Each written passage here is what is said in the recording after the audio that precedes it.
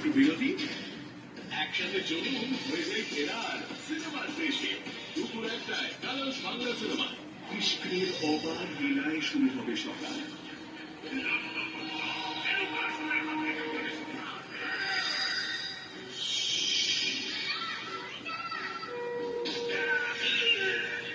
দেখুন দেবকাশুর পথ, ভক্ত ভগবান শ্রীকৃষ্ণ প্রতিদিন সকাল 11টায় কালার্স বাংলা সিনেমা।